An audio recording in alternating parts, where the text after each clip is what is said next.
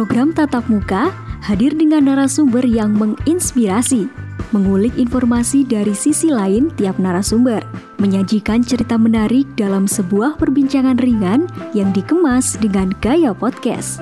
Jangan lewatkan setiap kisahnya dalam program Tatap Muka setiap hari Jumat dan Sabtu pukul 19.30 waktu Indonesia Barat. Disiarkan serentak di MJTV dan PJTV.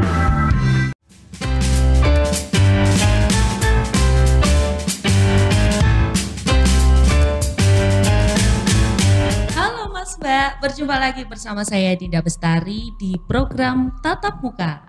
Tatap Muka kali ini kita kedatangan narasumber spesial, salah satu pendiri dari sebuah klinik yang namanya unik banget ini Mas Mbak, Klinik Sembuh Lukaku. Wah, ada banyak banget luka yang ada di dunia ini dan namanya Klinik Sembuh Lukaku dari Universitas Muhammadiyah Magelang. Di sini ada Bapak Sodik.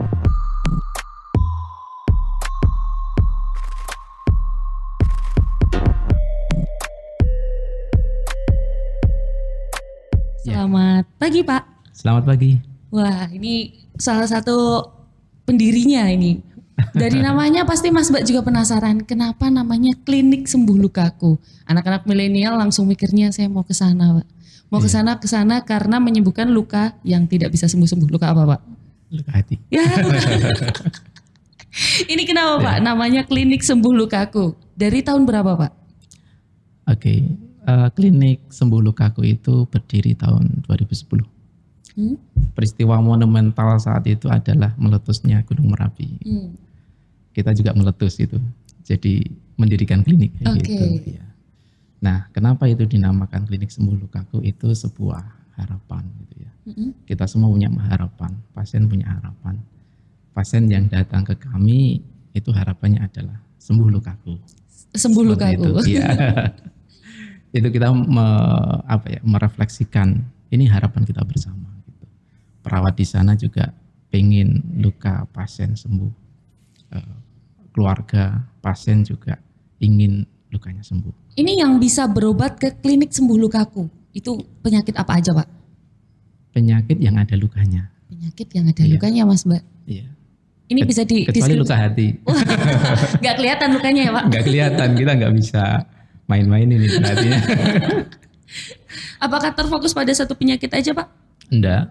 Jadi setiap yang ada luka, khususnya yang kronis ataupun yang akut, akut berarti istilahnya sembuh cepat gitu. Kalau yang kronis sembuh lama itu kita layani semua.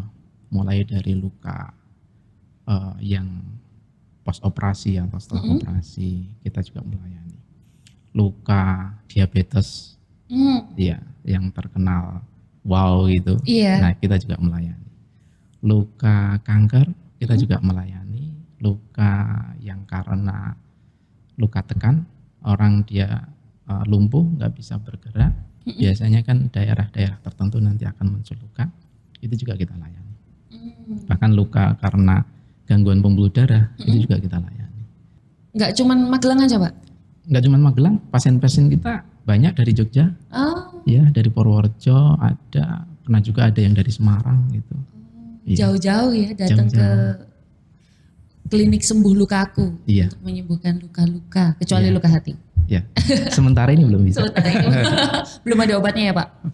Obatnya pasangan hatinya. Wah ini ternyata. Kan kita nggak mungkin menjadi pasangannya gitu. Ini tapi pembicaraannya jadi percintaan ini. Kemudian Pak, pada saat di tahun 2010 ini akhirnya memutuskan untuk membuat klinik. Itu langsung buka klinik atau gimana Pak? Enggak. Kita klinik menginduknya sudah ada. Secara legalitas kita sudah ada. Jadi ada Poliklinik Pratama Universitas Muhammadiyah Magelang. Salah satu unit pelayanannya adalah unit perawatan luka, sembuh lukaku. Nah di tahun 2010 itu poliklinik itu belum secara di masyarakat belum sadar bahwa itu juga melayani umum gitu kan. Nah akhirnya kan pasien-pasien umum belum banyak datang, hanya melayani ya Civitas Akademika yang di Unima saja. Nah, karena kami itu pelayanan khusus, maka kita harus mencari itu, memberikan pelayanan agar masyarakat sebelum dia datang ke kami, dia sudah merasakan dulu seperti apa atau sebenarnya pelayanan perawatan luka yang dijalankan di Fikes Unima itu kayak gitu.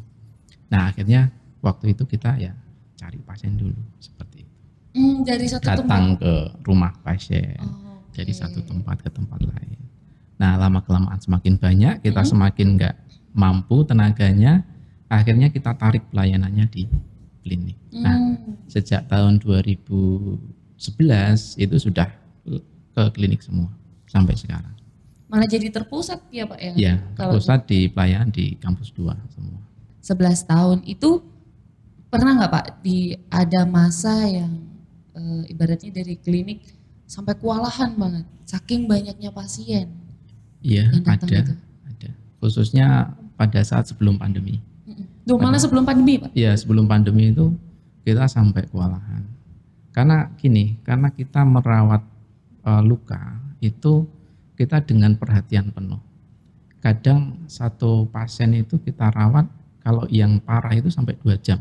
Yang parah? Iya, sampai 2 jam? Sampai 2 jam. Jadi dalam satu hari itu kadang kita maksimal hanya bisa melayani 5. Diabetes mellitus. Yeah. Ngomongin diabetes Pak, kenapa penyakit diabetes mellitus itu menjadi salah satu penyakit yang perawatannya butuh waktu lama dan harus telaten bahasa Jawanya ya, harus rutin gitu. Yeah. Kenapa Pak? Jadi gini,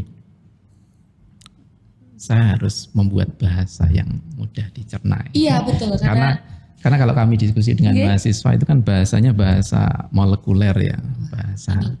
Jangan Pak. Komunikasi antar sel kayak gitu kan ya. Jangan antara sel Pak. Komunikasi kita aja ya. Iya.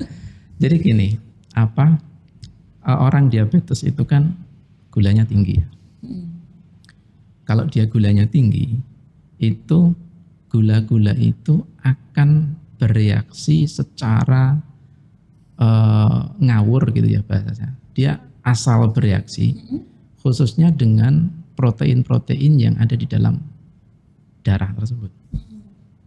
Nah, salah satu contoh protein yang paling lazim diperiksa dia bereaksi dengan darah atau tidak, dia bereaksi dengan gula atau tidak itu adalah protein hemoglobin. HB ya. Dia protein tersebut dia berperan untuk mengikat oksigen. Nah, kalau protein itu dia sudah mengikat sudah bereaksi dengan glukosa, ada ketempelan glukosa, maka dia protein yang seharusnya dia mengikat HB kemudian mengikat HB itu mengikat oksigen kemudian dilepaskan di sel yang membutuhkan oksigen. Dia ketika ada sel yang membutuhkan oksigen dia nggak mau melepaskan. Posesif dia. Posesif. Iya. Posesif Pak. Iya, rasa memilikinya terlalu tinggi.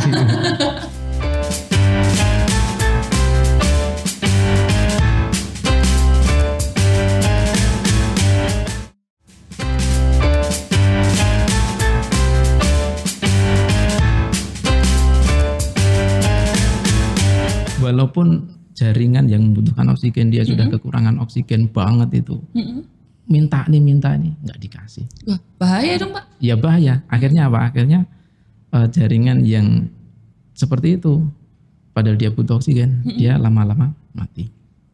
Akhirnya kalau kita lihat jaringan luka pada orang DM yang karakternya DM-nya sudah sampai seperti itu, terjadi reaksi antara HB dan glukosanya itu terlalu banyak gitu. Akhirnya dia kadang kita lihat komentar masyarakat itu, wah kalau luka DM itu dia menyebarnya terlalu cepat gitu. Nah, menyebar ini adalah kalau dalam bahasa kami ini radangnya yang menyebar gitu. Kematian sel menyebabkan radang, dia mengeluarkan zat-zat radang dan dia menginduksi atau menstimulasi sel di sebelahnya untuk ikut mati juga. Ketok tular ya Pak? Ketok tular ya. Tadinya dia matinya cuma di titik ini, dia sampai merembet jauh kayak gitu. Kalau kita lihat sering-seringnya itu kan pasien awalnya luka di jempol itu kan. Lama-kelamaan dia berapa hari kemudian udah naik sampai Itu memang rata-rata di kaki ya Pak? Iya. Menyerang awalnya di kaki? Iya. Emang gitu? Atau kenapa Pak? Mau tahu? Mau tahu. Oh iya. Saya tanya makanya. Iya. Jadi dia menyerang di kaki itu karena kaki kan untuk berjalan ya. Nah, salah satu komplikasi dari pasien DM itu kan namanya neuropati. Neuropati itu sarafnya menjadi tidak sensitif lagi. Dia merasakan sensasi yang dia sentuh, yang dia tabrak itu dia tidak kerasa lagi. Akhirnya kadang dia nyentuh api, dia nyentuh kerikil, dia nggak kerasa, dia nggak menghindar gitu kan. Akhirnya disitulah muncul radang, muncul luka awal. Nah dari situlah ketika dia ada luka kan dia otomatis butuh oksigen untuk bermetabolisme, memperbaiki diri gitu kan. Nah itu nggak terjadi. Nah ketika itu nggak terjadi maka dia mati sel-selnya. Merembet luas, radangnya nggak teratasi. Akhirnya jadi semakin luas. Seperti itu. Kaki yang sering buat aktivitas, kalau ya, mati rasa berarti istilahnya ya Pak? Iya, sering-seringnya karena awalnya itu mati rasa. Kesemutan gitu dulu nggak Pak? Kesemutan itu pada tahap awal. Sering kesemutan awal, gitu ya? Sering kesemutan, kemudian lama-kelamaan dia baal-baal gitu, mati rasa. Lama-kelamaan benar-benar nggak kerasa. Ditusuk, kena pisau, kena api itu nggak kerasa. Pernah ada pasien itu yang datang ke kami, awalnya itu kalau orang desa kan ada luweng ya, tahu luweng ya? Luweng. Tungku. Oh tungku, ya. Tungku itu kan pakai kayu gitu kan. Nah, bara apinya itu gelundung bahasa Jawa ya. Gelundung menggelinding gitu ya. Sampai ke jempol kaki, nggak kerasa. Tahu-tahu loh kok keluar darah. Nah, seperti itu. Untung nggak hangus, Pak. Ya. Jempol kakinya. Nggak sampai. Kalau kondisi pasien yang dengan dia kena DM gitu, yang pernah datang ke klinik, yang paling parah itu kenapa Pak? Sebabnya? Bentuk lukanya? Bentuk lukanya, saya nggak mungkin nunjukin kaki ya. ini misalnya kaki. Ini gitu kaki. Kan. Ya, ini kaki. Idealnya kaki kan kita gini kan. Iya. Buat berpijak ya Pak ya. Iya. Yang paling parah itu ini hampir putus. Hampir putus. Iya. Kenapa Pak?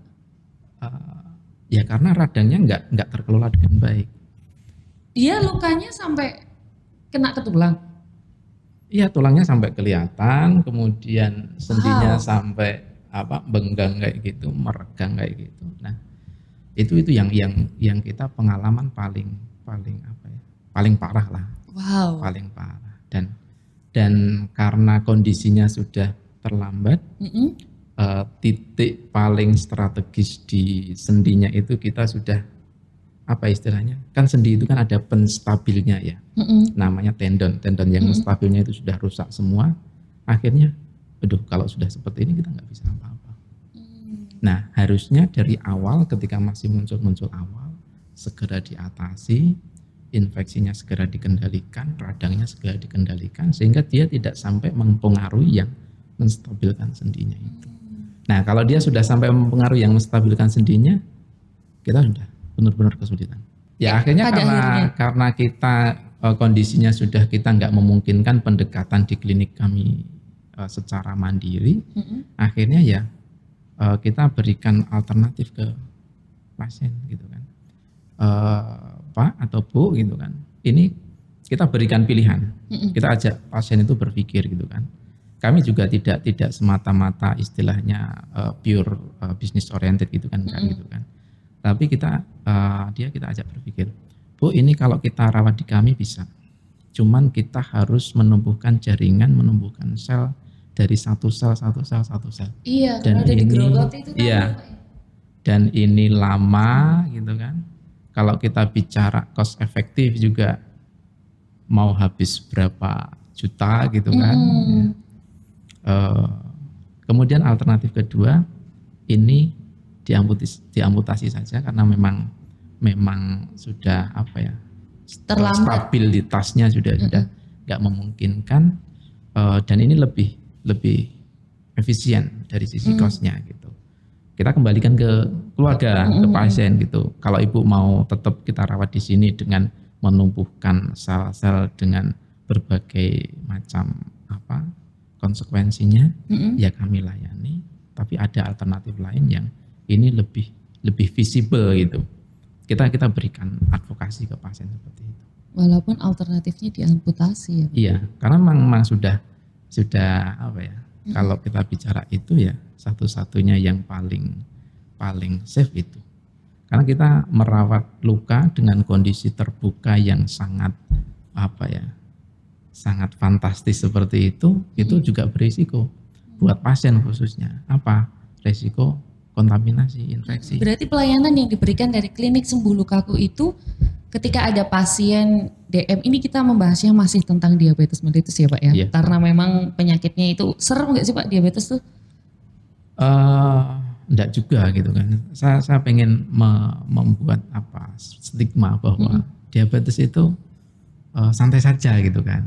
Kita berpikirnya santai, kita tahu petanya sehingga kita bisa bersikap proporsional. Jangan takut. Iya, biar nggak overthinking ya Pak. Iya. Karena kalau sampai takut berpikirnya menjadi tidak konstruktif, nanti akhirnya banyak aspek-aspek yang seharusnya bisa dieksekusi, jadi nggak bisa dieksekusi.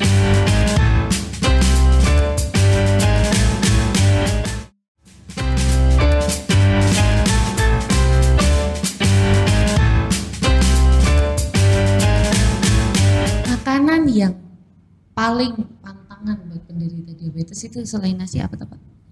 Selain nasi sebenarnya nggak pantangan ya. Oh bukan pantangan, nasi bukan pantangan. Nasi porsinya harus pas.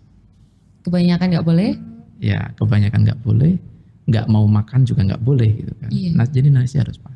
Kalau kami seringnya di klinik, kalau berdasarkan pengalaman kami, yang harus dijaga benar-benar dijaga adalah lemak yang jahat, lemak jenuh.